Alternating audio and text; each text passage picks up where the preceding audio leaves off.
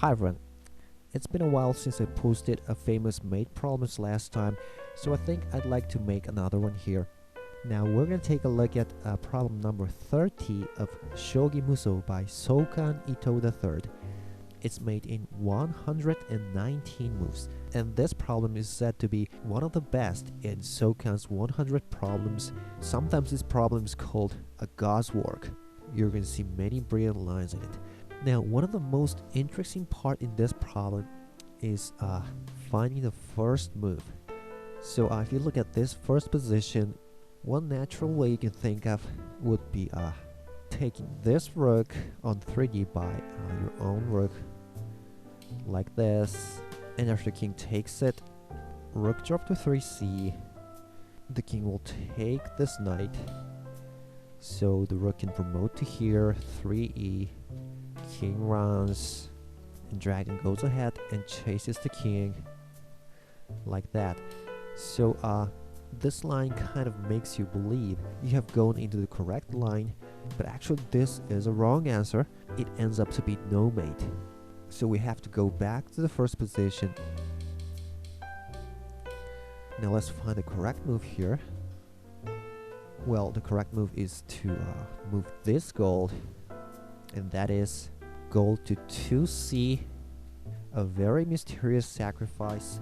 If you want to mate the king in this problem, actually you have to eliminate this gold from the board. It's really amazing. And here, because of that, the king's side won't take it. King just runs to 2e. Well, if he goes to this way, it's a really easy mate, right?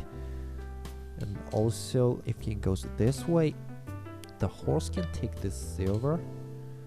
After Lance takes it, maybe silver drop, and you can take the rook here. So after you move the gold to 2c, right, the king has to go to 2e. The king side tries not to take that gold. So now what is the third move here? Well, once again you try to eliminate that gold from the board.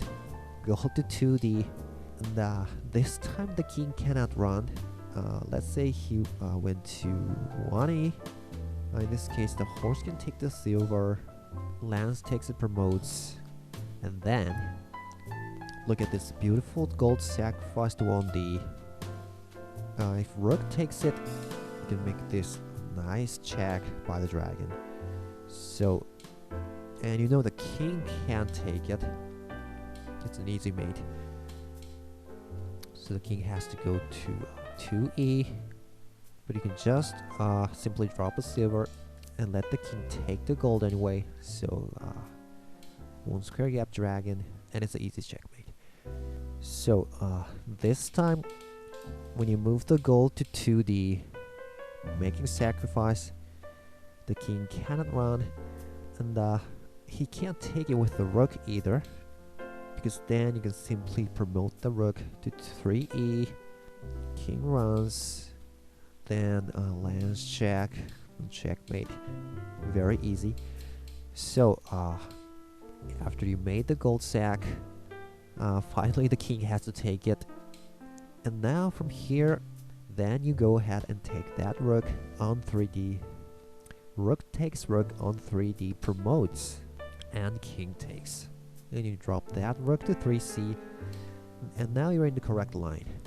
So it's really amazing that you have to eliminate that gold, while you can try also the similar moves, keeping the gold right there on 2b.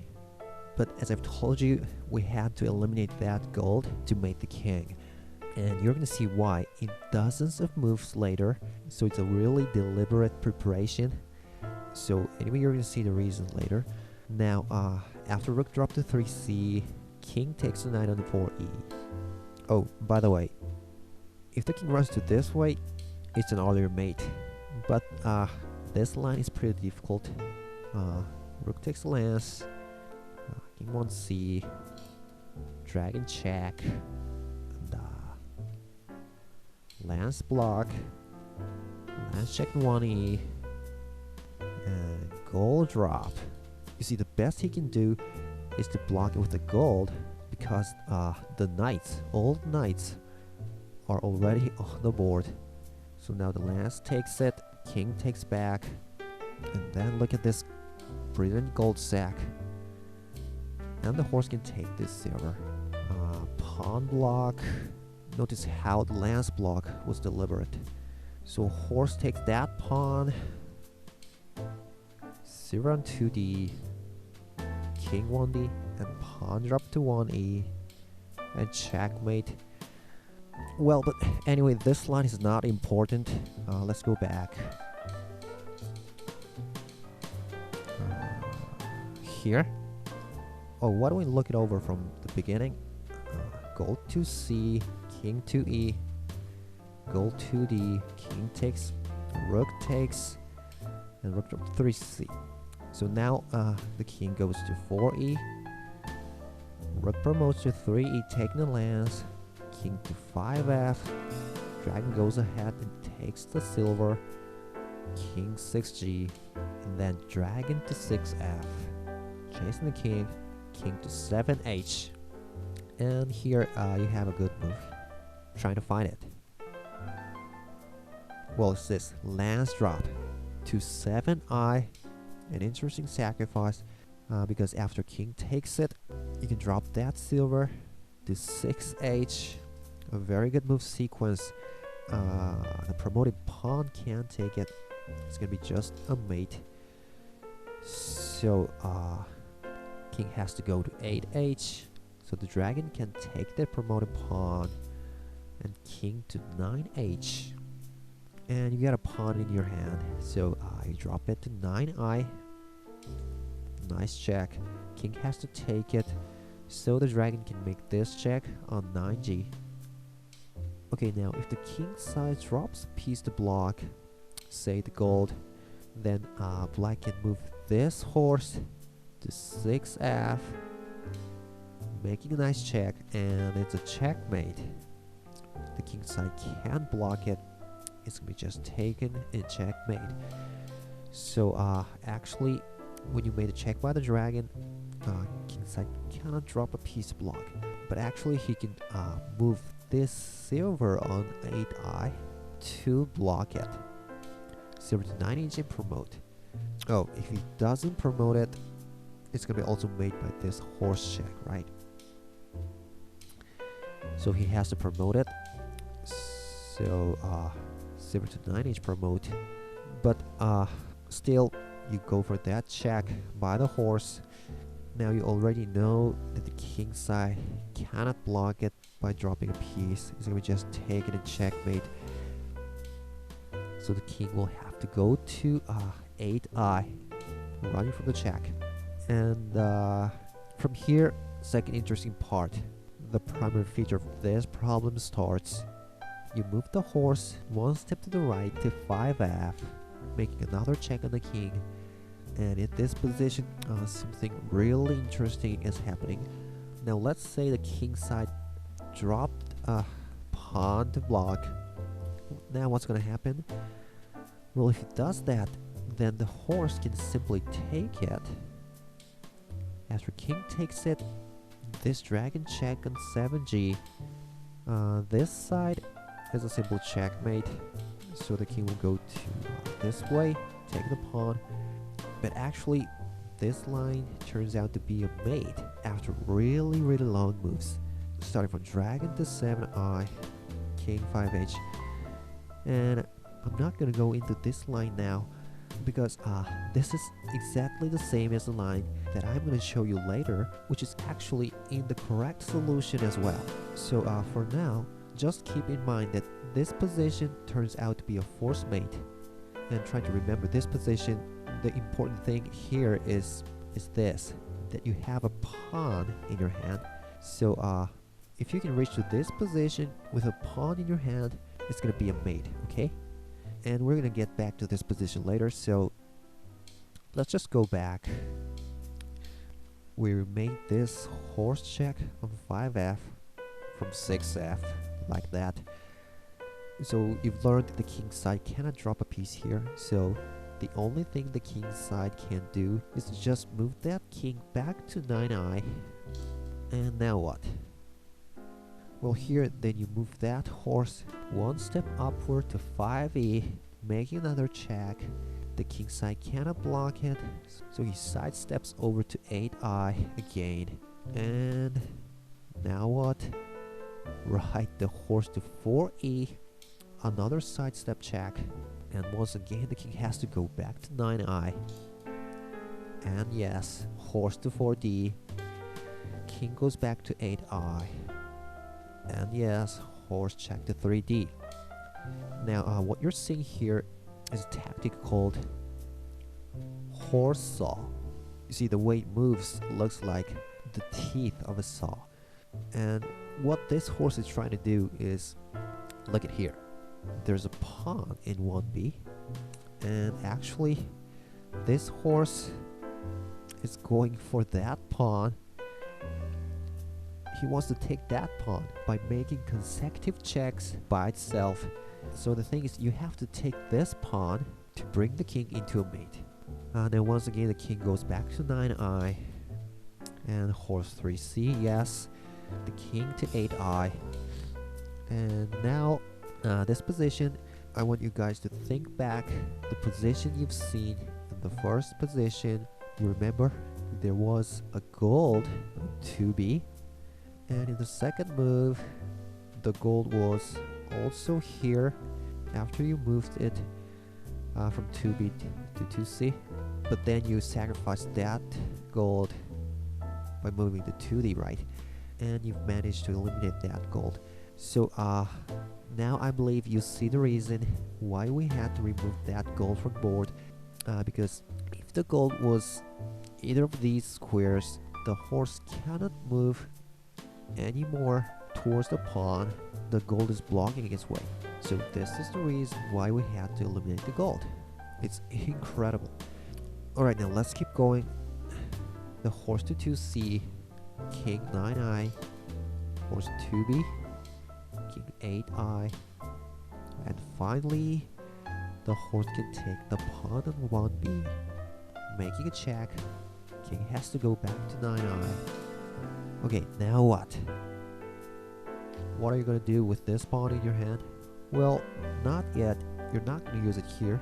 Instead, now you start to move that horse back along that same path. So the horse moves to 2b, king 8i, horse 2c, king 9i, horse 3c, king 8i, horse 3d. So now the horse goes back towards the king. You already know the king side cannot drop a piece to block.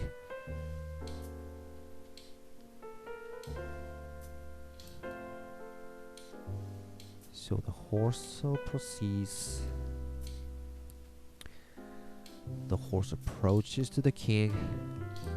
And now it makes a check again on 9g, king 8i. Alright, finally, you see the move here? Well, then you go ahead with the horse saw. Horse to 7h, sacrificing that horse. Well, the reason you can do this is because you've already got a pawn in your hand. And notice that you have already seen this position. You realize it? Remember this position where this pawn was here, and you moved the horse from 6f to 5f and dozens of moves before. And after white blocks it with dropping a pawn, I've told you it's gonna be an all-in mate by just taking it with the horse, and it's gonna be a mate. Now look at this. The position we're seeing here is exactly the same position, right? Because you've got a pawn in your hand from 1b, right?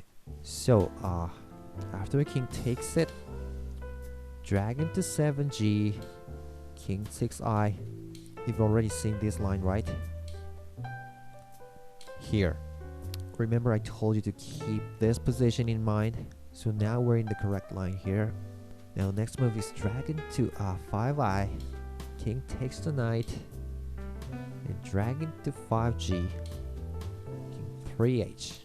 Now interestingly enough, taking that silver by the dragon ends up to be no mate. after the king runs to 4i. It's really amazing that this is not a mate. So actually, at this position, you have to take it with the gold here. Now the main line is king to 2h. But what if the king goes to 3i? Well then, silver drop to 4h, king to 2h, and then gold 2g, king 1h. Now what? Well, this is where this bishop on 7a starts working. Maybe you didn't even pay any attention to that bishop. So pawn sack to 1i, king takes it, and look at this. Bishop to 8b, a really nice check, and checkmate. So at this position, the main line is not the 3i, king goes to 2h, so then gold to 2g. Now if the king goes to 1h, right, pawn sack and checkmate. So the king will move either to 3h or 3i. Let's see 3i first. Now silver drop here. Well, it's another mate. Pawn drop and checkmate. So the main line here is king to 3h, and then you have a brilliant sacrifice here. It's this.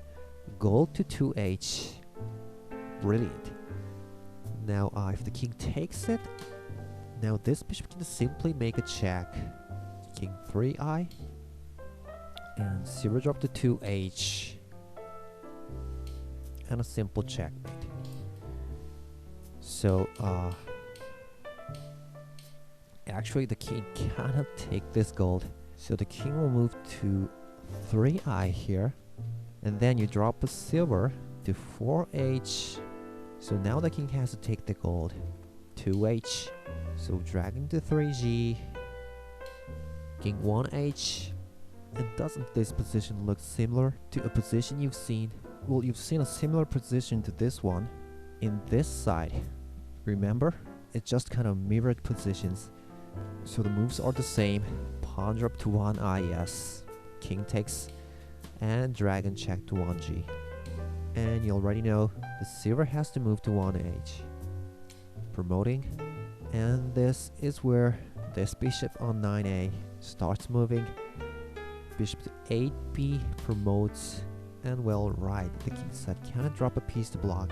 So king has to sidestep to 2i. And horse to 8c. King 1i. You're right. Another horse comes up here. It's really amazing to see two horse saws in one problem.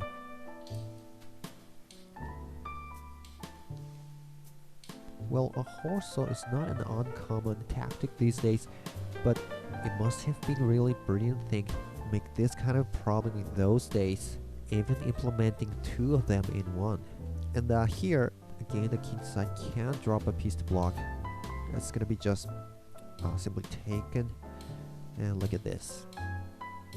It's a simple checkmate, right? Well, actually they are the very moves that form the last part of this problem. But anyway, the king side can't block it. So the king has to keep running like that. Horse approaches. Horse 4g. King 1i. Horse 3g. King 2i. And finally, yes, the horse can sacrifice itself to 3h. King has to take it. So finally the dragon to 3g. King 4i. Dragon 3i. King to 5h. Let's make the final move. Dragon to 5i. Checkmate. So it was really long moves. 119. And look at this final position. Isn't it beautiful? We've seen two horse saws this way and this way, and finally what we got here is a beautiful position in complete symmetry. No wonder it's called a God's work. I think it's a miracle. So hope you enjoyed the problem here, and I'll see you next time. Goodbye, everyone.